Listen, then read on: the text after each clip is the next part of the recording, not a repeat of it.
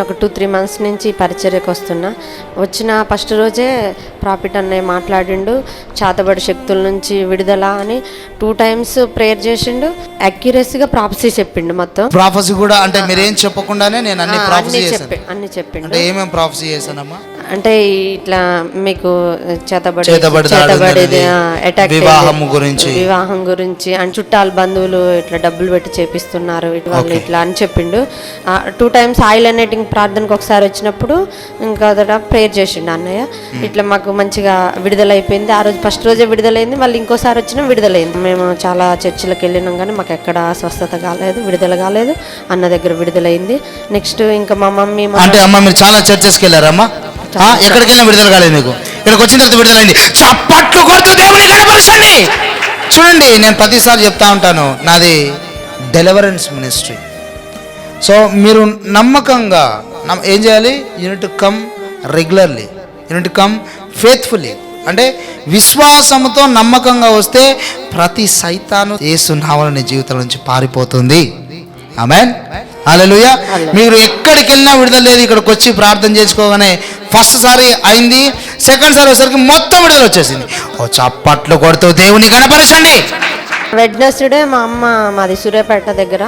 ఎక్కడమ్మా మీది? సూర్యాపేట దగ్గర మునగాల విలేజ్. నియర్ మా పోతుంటే మా మమ్మీ బస్సులు లేక సూర్యాపేటలో మా అన్నయ్య వాళ్ళు ఉంటే అక్కడ దిగుదామని దిగింది. సూర్యాపేటలో దిగిపోయింది 10 PM రాత్రి 10 గంటలకు దిగిపోయింది. మా అన్నయ్య వాళ్ళు అటు కుక్కడపల్లి రోడ్డు ఉంటే ఆమెకి అడ్రస్ తెలియదు.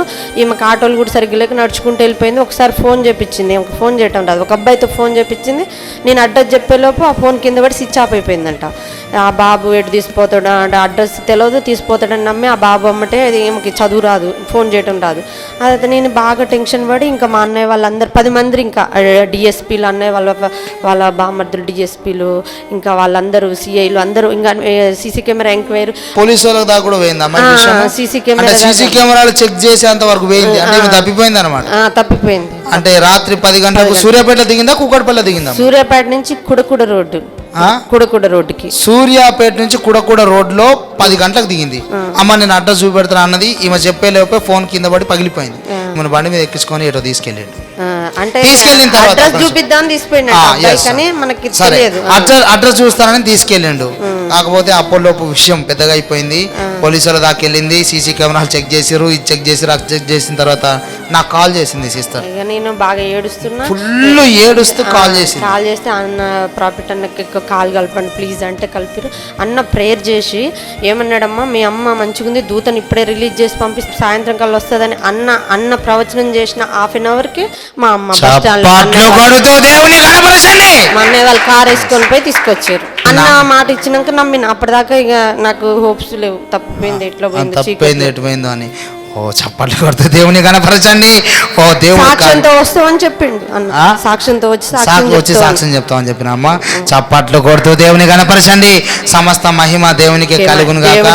మీరు నమ్మితే ఎక్కడున్నా సరే పరిశుద్ధాత్మ దేవుడు వెనక్కి తిరిగి తీసుకొని వస్తాడు. హల్లెలూయా, హల్లెలూయా. దూతను రిలీజ్ చేశాను. వెళ్ళి 1/2 hourలో యేసు నామములో 1/2 hourలో ఆ బిడ్డను తీసుకొని వచ్చేసాడు. చప్పట్లు కొడుతూ దేవునికి మహిమ చెల్లించండి. ఈ సాక్ష్యాన్ని బట్టి దేవునికి మహిమ కలుగును.